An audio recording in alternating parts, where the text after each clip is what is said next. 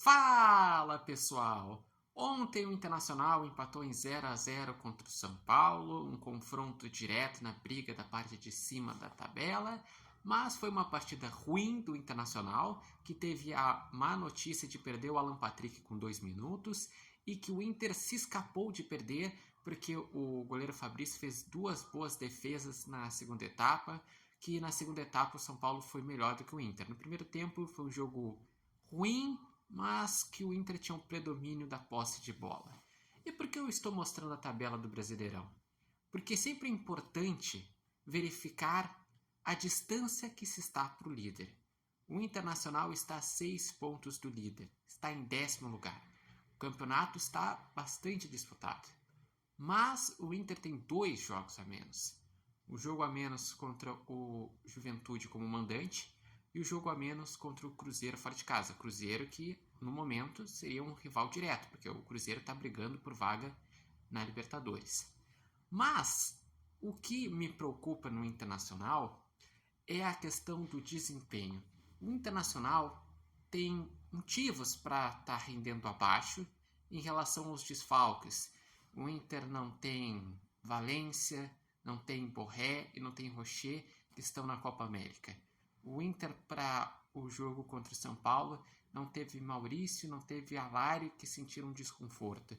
E durante a maior parte do jogo não teve Alan Patrick, porque o Alan Patrick se machucou com 2 minutos. Então, são notícias preocupantes. Basicamente, as principais peças do meio para frente do Internacional acabaram se tornando desfalques para o Inter.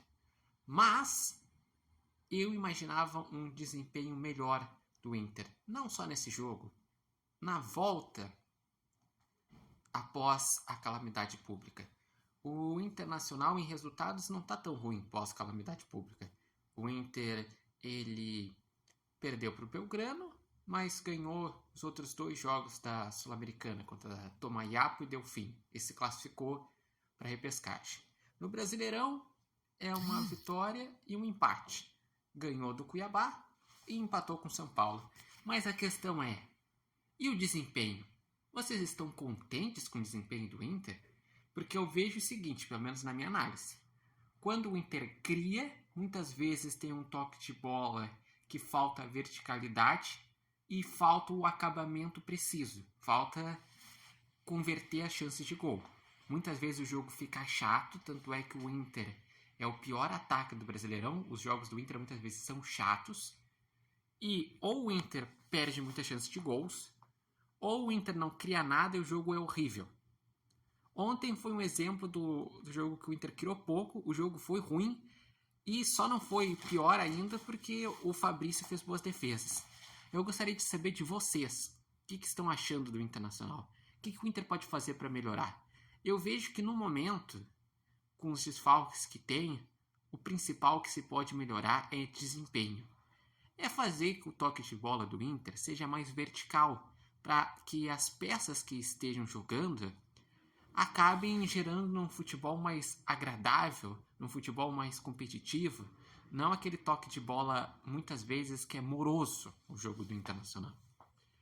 E quando voltar os jogadores, já tem um time mais entrosado e mais competitivo. É isso que se espera do Internacional. Porque às vezes as pessoas pensam, mas por que estão cobrando tanto do Internacional? Que chegaram a levantar numa coletiva contra o Delfim sobre a questão do torcedor que estava criticando o Kudê, que chamaram do gordo do Chacone. Que falaram que o Internacional se cria muitas pautas negativas. Mas o principal é o seguinte, o Inter, quando começou o ano, pensou num elenco para ser competitivo em todas as competições. Que montou um elenco que é o melhor elenco do Inter, na minha visão, desde 2010, quando o Inter foi bicampeão na América. Então é um time que é para entregar mais. No entanto, tá faltando futebol. E eu vejo que muitas vezes o jogo do Internacional fica truncado no meio de campo. Por exemplo, olha quem estava substituindo o Alan Patrick e o Maurício no jogo de ontem. Tava o Bruno Henrique, tava o Bruno Gomes, então dava para ser mais vertical, fazer mais tabelas. Sem falar que mesmo com esses desfalques, o Inter ainda tem jogadores como Arangues, Thiago Maia.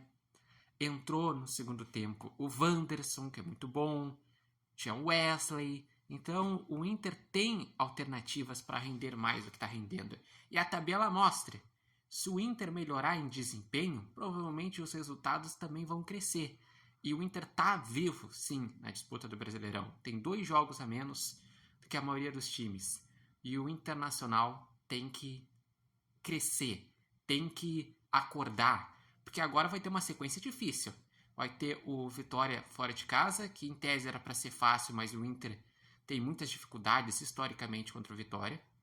Depois o Inter tem um Corinthians como mandante, que o jogo vai ser em Florianópolis, no Orlando Scarpelli, que o Corinthians está mal, mas é outro time que costuma complicar o Internacional.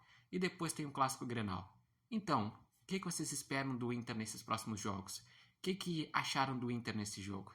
Lembrando que esse vídeo tem oferecimento da Barbearia Independência e da Nova Marca, e vocês podem me acompanhar no Instagram, no TikTok e também no meu canal do YouTube, Repórter Matheus Wolff.